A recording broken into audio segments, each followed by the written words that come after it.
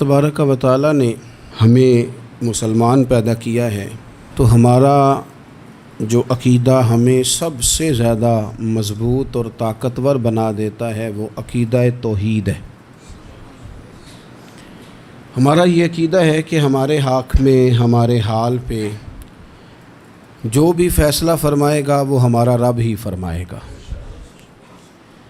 ہمارا یہ نظریہ ہے کہ ہماری زندگی ساری کی ساری ہمارے رب کے دست قدرت میں ہے۔ یہ وہ عقیدہ ہے جو انسان کو بہت ساری پریشانیوں سے، آزمائشوں سے، تکلیفوں سے محفوظ کر لیتا ہے۔ انسان طاقتور ہو جاتا ہے جب وہ سمجھتا ہے کہ سارا کچھ میرے رب کے دست قدرت میں ہے۔ پھر وہ کوئی تخریب نہیں کرتا، کوئی غلط رستہ اختیار نہیں کرتا، کوئی چور دروازہ اختیار نہیں کرتا، بلکہ وہ اپنے رب کی رضا پہ راضی رہنے کا عادی ہو جاتا ہے۔ اب اللہ تبارک و تعالیٰ نے ایک قانون بنایا ہے، اور قانون ہمیں رب کریم نے اس طرح سمجھایا ہے کہ یہ ضروری نہیں ہے کہ جو تم طلب کر رہے ہو یا جو تم چاہ رہے ہو وہی ہو، اور وہ ہو تو وہ تمہارے حق میں بہتر بھی ہو۔ ہمارے سے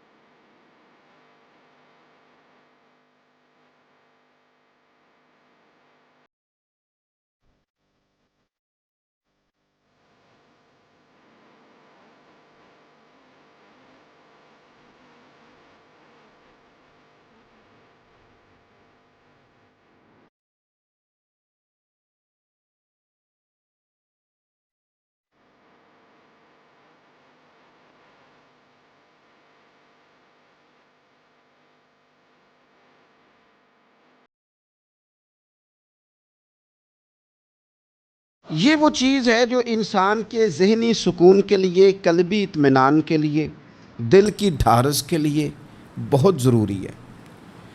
کوئی ضروری ہے کہ جو ہم چاہ رہے ہوں وہ بالکل ٹھیک ہی ہو اور وہ ہمیں مل ہی جائے؟ یہ کوئی ضروری ہے؟ کبھی بھی اپنی زندگی میں اس طرح کی تڑپ نہ پیدا کریں، ورنہ آپ بے چین ہو جائیں گے۔ آپ کی زبان پر کئی شکوے آئیں گے، کئی شکایتیں آئیں گی، آپ بہت ساری جگہوں پہ نافرمانی والے جملے بول دیں گے معاذ اللہ۔ بس رب جو فیصلہ کرے اس پہ راضی رہنا سیکھیں۔ میں نے قرآن مجید کی آیت پڑھی ہے سورہ انبیاء میں سے، ذرا دیکھیے میرے رب کریم نے قانون کیا بیان کیا۔ فرما کل نفس ذائقۃ الموت، ہر جان نے موت کا ذائقہ چکھنا ہے۔ یہ پہلے یہ جملہ کہا، اور اسی سے ملتا جلتا جملہ آخر میں کہا، اور درمیان میں کیا کہا؟ فرمایا کل نفس ذائقۃ الموت، ہر جان نے موت کا ذائقہ چکھنا ہے۔ وَنَبْلُوكُمْ بِالشَّرِّ وَالْخَيْرِ فِتْنَةً، فرمایا ہم تمہیں آزمائیں گے، بھلائی کے ذریعے بھی اور برائی کے ذریعے بھی ہم تمہیں آزمائیں گے۔ وَإِلَيْنَا تُرْجَعُونَ، اور تمہیں ہماری طرف ہی لوٹ کے آنا ہے۔ پہلے کہا ہر نفس نے موت کا ذائقہ چکھنا ہے، آخر میں فرمایا کہ تم ہماری طرف ہی لوٹ کے آؤ، اور بیچ میں کیا فرمایا؟ وَنَبْلُوكُمْ بِالشَّرِّ وَالْخَيْرِ فِتْنَةً، ہم تمہیں برائی کے ساتھ بھی آزمائیں گے، بھلائی کے ساتھ بھی آزمائیں گے، صحت دے کے بھی آزمائیں گے، بیماری دے کے بھی آزمائیں گے۔ نرا زوالی آزمائش نہیں ہوتا، عروج بھی آزمائش ہوتا ہے۔ نری بھوک کی آزمائش نہیں ہوتی، زیادہ پیسے بھی آزمائش ہوتے ہیں۔ انسان کے لیے صرف اس کا کمزور جسم ہی آزمائش نہیں ہوتا، اس کا طاقتور وجود بھی آزمائش ہوتا ہے۔ فرمایا ہم تمہیں آزمائیں گے، بس خیال رکھنا کہ وَإِلَيْنَا تُرْجَعُونَ، لوٹ کر تمہیں ہمارے پاس ہی آنا ہے۔ اور میرے نبی پاک صلی اللہ تعالیٰ علیہ وآلہ وسلم ارشاد فرماتے ہیں، رب جب کسی قوم سے محبت کرتا ہے تو انہیں آزمائش میں مبتلا کر دیتا ہے۔ پھر فرمایا اگر وہ اس پر صبر کریں، اللہ کی قضا پہ راضی رہیں، تو پھر اللہ بھی ان سے راضی ہو جاتا ہے۔ اور اگر وہ ناراضگی کا اظہار کریں کہ یہ مصیبت کیوں آئی، تو پھر اللہ بھی ناراض ہو جاتا ہے۔ اللہ تبارک و تعالیٰ ضرور آزمائے گا، خیر کے ساتھ بھی اور پریشانی کے ساتھ بھی۔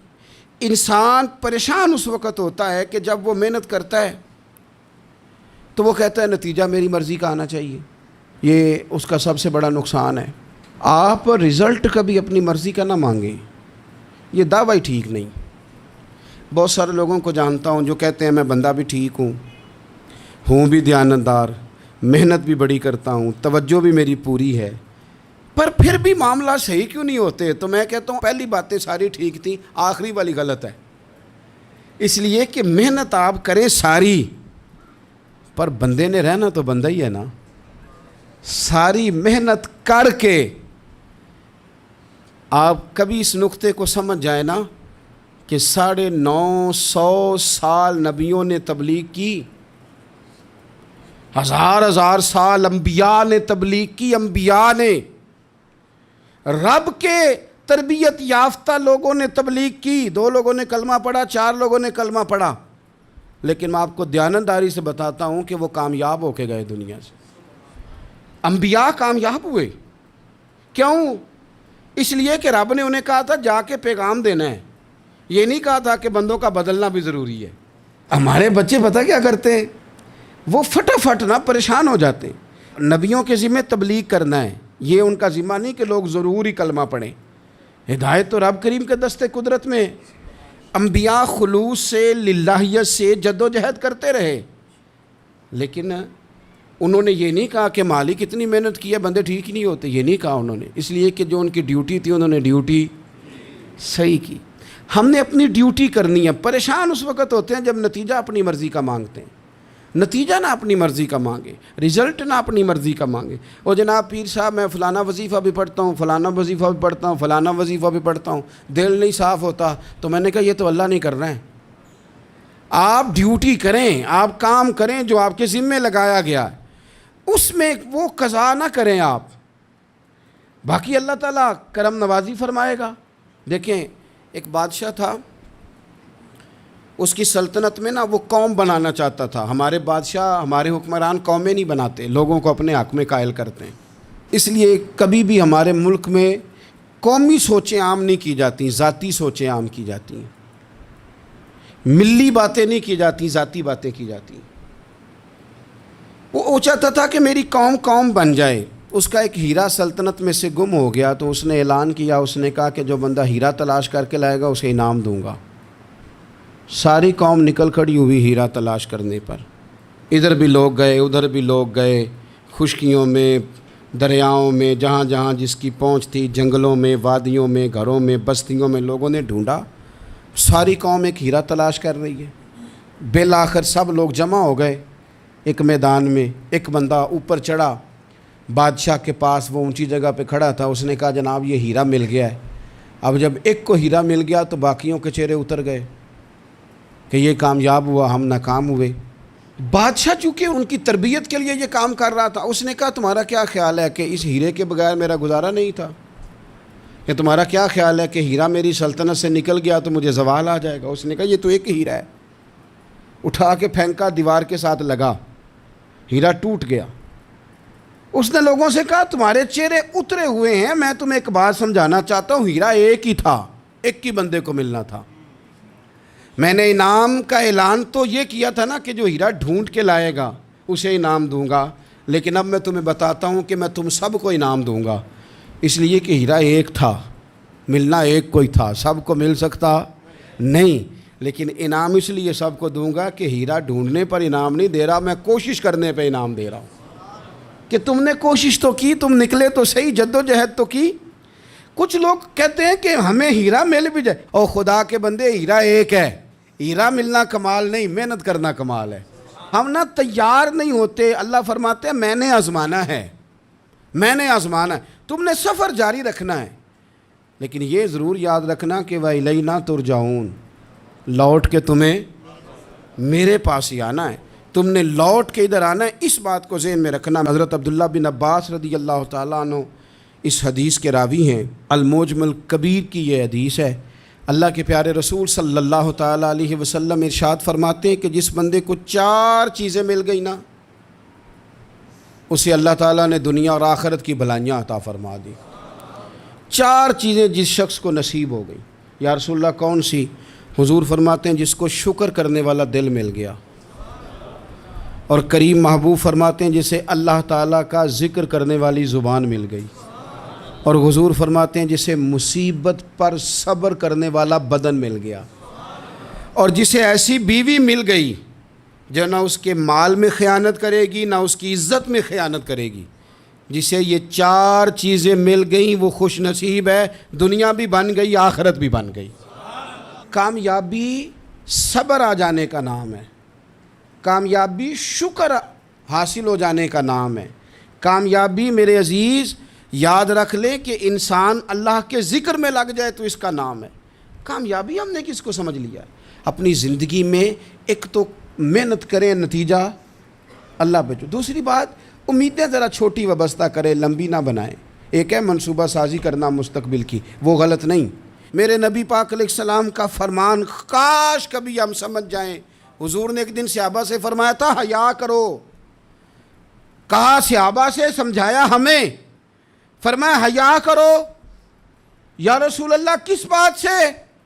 فرمایا وہ والا مال کماتے ہو جو کھا ہی نہیں سکتے، اور وہ والے مکانات بناتے ہو جن میں تم رہ ہی نہیں سکتے، اور ان چیزوں کا سوال کرتے ہو جن کی تمہیں ضرورت ہی نہیں۔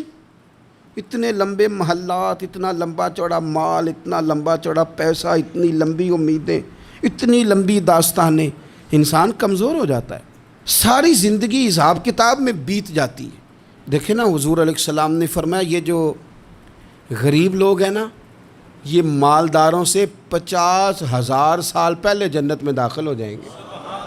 کیوں؟ اس لیے کہ جس کے بیگ زیادہ ہوتے ہیں نا، ایئرپورٹ پہ پھنس جاتا ہے، الجھ جاتا ہے، وہ کبھی ایک آیا، دوسرا نہیں آیا، تیسرا نہیں آیا، چوتھا نہیں آیا۔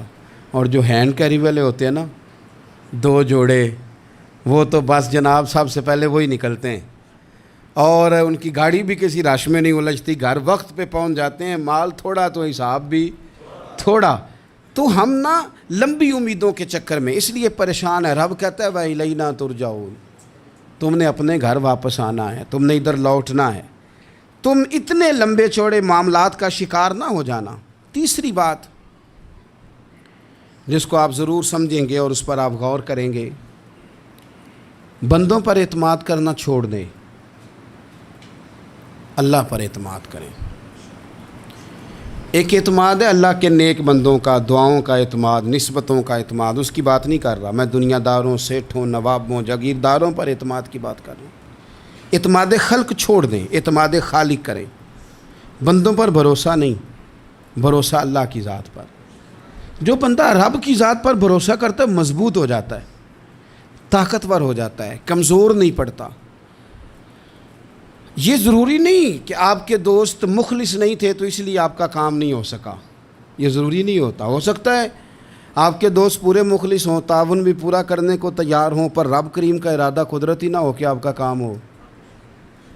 کیا کر لیں گے آپ کے احباب، آپ کے دوست کیا کر لیں گے؟ اللہ کا ارادہ قدرتی نہیں۔ شاید اسی لیے کسی درویش نے کہا تھا کہ خوش نصیب وہ ہے جو اپنے نصیب پہ راضی ہے۔ وہ شاید زیادہ نصیب والا ہے جو اپنے نصیب پہ خوش ہو گیا۔ عزیز دوست، چیزوں کو سمجھ لیں اور اچھی طرح سے آپ سمجھ لیں کہ ہو سکتا ہے کہ آپ کے دوست آپ کو پورا کندھا دینا چاہ رہے تھے، وہ تیار تھے، پر اس وقت آپ کا نصیب ہی کچھ اور تھا۔ آپ ان خزانوں پر زیادہ توجہ کریں جو خزانے رب کے پاس ہیں۔ ہمیں اپنے تعلقات پر بڑا بھروسہ ہوتا ہے، ہمیں بڑا پتہ ہوتا ہے اتنے لوگوں سے میرا جرانہ ہے، فلانے سے میرے دوستی ہے، اور بھئی یہ سارے کام تب ہوں گے جب رب چاہے گا۔ بہترین ڈاکٹر کے پاس جا کے دوا کھا لے میرے عزیز، شفا تبھی ہوگی جب میرا اللہ چاہے گا۔ سارے ٹیسٹ کر لیے ہیں ڈاکٹر نے مریض کے، ساری رپورٹیں آ گئی ہیں، ہر چیز ٹھیک ہے، لیکن نہ وہ کھا پاتا ہے، نہ وہ سو پاتا ہے، نہ وہ چل پاتا ہے، نہ وہ ہنس پاتا ہے۔ اس نے پوری دنیا جہاں تک اس کی دوڑ تھی اس نے لگا لی، لیکن لازمی نتیجہ یہ نکلتا ہے کہ اسے کہنا پڑتا ہے کہ ہوگا وہی جو میرا رب چاہے گا۔ اس لیے جو خزانے میری جیب میں آپ کی جیب میں ہیں، جو تعلقات ہمارے ہیں، ان تعلقات پر بھروسہ نہ کرو، بلکہ وہ خزانے جو اللہ کے پاس ہیں ان پر بھروسہ کریں، آپ مضبوط ہو جائیں گے۔ داتا گنج بخش علی اجویری قربان جائیں، گنج بخش فیض عالم مظہر نور نا کی سارا پیر کامل اور کامل آرا رہنما۔ اس ملک کے وطن عزیز کا جو لوگ حسن ہے نا، ان میں بڑے بڑے تارے ہیں، پر اس وطن کا جو چاند ہے وہ داتا گنج بخش علی اجویری ہے۔ داتا صاحب چاند ہیں میرے وطن کا۔ اس وطن میں جو چمکے گا وہ داتا علی اجویری سے فیض لے کے چمکے گا۔ یہ کمال ہے۔ وہ کہتے ہیں کہ علاقے میں قحط پڑ گیا تھا، گندم کا ایک دانہ لوگوں کو میسر نہیں تھا، بارش نہیں ہوئی، سالوں بیت گئے، لوگ بڑے پریشان تھے، بڑی آزمائش میں تھے، ہر بندہ تکلیف میں تھا۔ بازار میں لوگ آتے تھے تو سہمے سہمے سے، ڈرے ڈرے سے، پریشان سے۔ قحط ہے، آزمائش ہے، مجبوری ہے، جانور بھوکوں مر رہے ہیں۔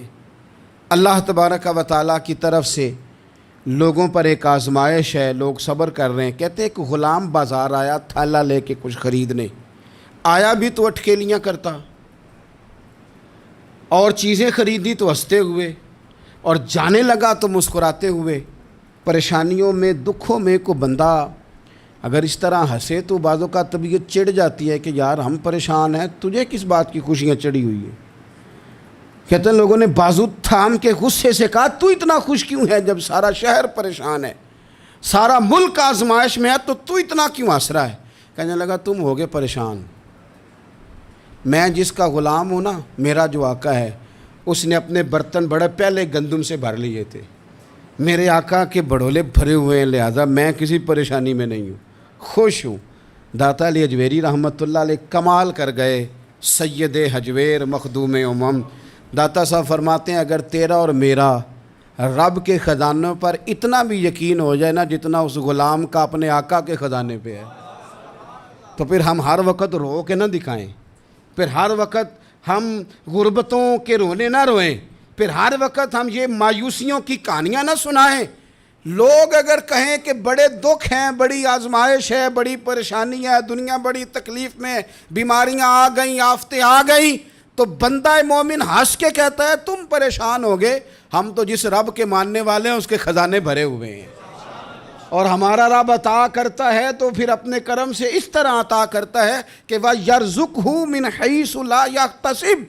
وہ کہتے ہیں میں اتنا دوں گا اور وہاں سے دوں گا کہ تجھے خبر بھی نہیں ہوگی، میں تجھے وہاں سے دوں گا کہ تو نے کبھی سوچا بھی نہیں ہوگا۔ آپ اگر چاہتے ہیں کہ زندگی سکون میں آ جائے، سکون میں، تو لوگوں کی جیبوں پہ نظر چھوڑ دیں، رب کے خزانوں پہ نگاہ جمائیں۔ اتنا نوازتا ہے، اتنا نوازتا ہے، اتنا نوازتا ہے کہ انسان حیران ہو جاتا ہے کہ مجھے اتنا بھی مل سکتا ہے۔ ایک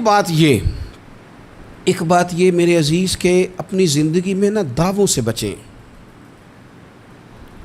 دعووں سے بچیں، لفظوں اور عمل اور اٹھنے بیٹھنے، اس میں کسی بھی قسم کے تکبر سے اپنے آپ کو بچائیں۔ بندہ ہی اچھا لگتا ہے، وہ اگر دعووں پہ اتر آتا ہے نا، کہانیوں پہ اتر آتا ہے اور داستان سرائی پہ اتر آتا ہے اور وہ لوگوں کو آئینے دکھانے شروع کر دیتا ہے اور اسے تقوی کا ہیضہ ہو جاتا ہے، نیکی کا بخار چڑھ جاتا ہے، تو پھر بھی وہ پریشان ہو جاتا ہے۔ اس لیے کہ جب انسان پرہیزگاری کی اینک لگا لے تو اسے باقی سارے لوگ گناہگار نظر آتے ہیں۔ آپ اگر سکھی رہنا چاہتے ہیں نا تو عاجزی اختیار کریں۔ کیوں کہ جب آپ عاجزی اختیار کریں گے تو آپ کو اللہ کی مخلوق اچھی لگنے لگ جائے گی، کیوں کہ آپ اپنے سے بھی کسی کو بہتر سمجھتے ہیں۔ جب تک آپ میں تکبر ہے، میں نے دیکھا ہے کہ لوگ تکبر کا شکار ہو جاتے ہیں، کسی کو جھوٹا، کسی کو بددیانت، کسی کو فراڈیا، کسی کو دھوکے باز، کسی کو ڈاکو، کسی کو چور، کسی کو غدار، کسی کو فلانا، کسی کو فلانا۔ اصل بات کیا ہے؟ اصل بات یہ ہے کہ اس شخص کے دماغ کے اندر تکبر کا سودا سما گیا، یہ کسی چکر میں پڑ گیا ہے، اس کو ہیضہ ہو گیا ہے پرہیزگاری کا۔ یہ سمجھنے لگے کہ جو میں سوچتا ہوں وہ صرف وہی ٹھیک ہے۔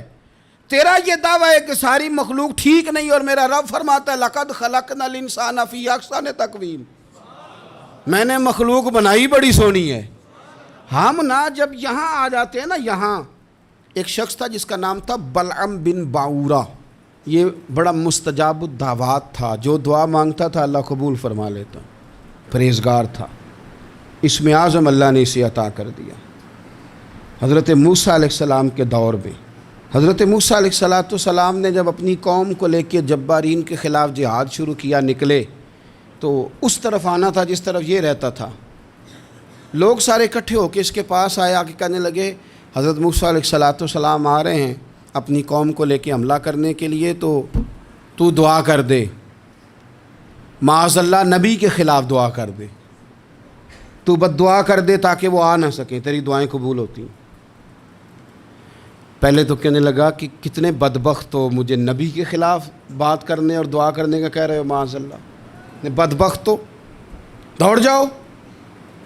لیکن اللہ سے یہ توفیق مانگے کہ وہ انسان کا شعور سلامت رکھے، شعور سلامت۔ حضرت سلطان باؤ رحمۃ اللہ علیہ نے اپنے دور میں کہا تھا کہ ایمان سلامت ہر کوئی مانگدا ہے، عشق سلامت کوئی، وہ تو انہوں نے کہا تھا نا۔ اور آج کیا حال ہے کہ مال سلامت ہر کوئی مانگدا ہے، تو ایمان سلامت کوئی۔ اب کہاں ایمان سے، اب تو مال سلامت مانگتے ہیں الا ماشاء اللہ۔ تو انہوں نے کہا تھا کہ ہمارے دور میں سارے ایمان کی سلامتی مانگتے ہیں اور میں عشق کی مانگتا ہوں۔ اور میں لوگوں کو کیا کہوں، میں تو یہی کہہ سکتا ہوں حضرت سلطان صاحب سے معافی لے کے کہ حضور ہن تے مال سلامت ہر کوئی منگدا ہے، تے ایمان سلامت کوئی۔ اب تو یہ حال ہو گیا۔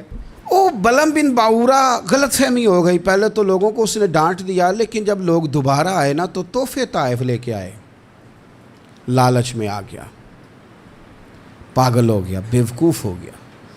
ہرس ہوس یہ کہیں کا نہیں چھوڑتا انسان کو۔ لوگ نیک لوگوں سے بھی دینداری کا رشتہ نہیں بناتے، دنیا داری کا بنا لیتے۔ وہاں سے بھی مال ڈھونڈتے ہیں جہاں آ کے انہیں دنیا بھول جانی چاہیے تھی۔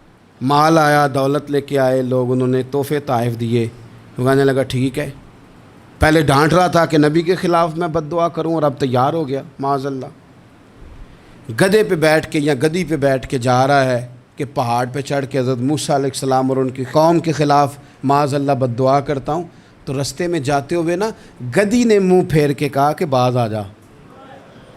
گدی کہنے لگی تو مجھے آگے بھیجتا اور فرشتے مجھے پیچھے بھیج، باز آ جا۔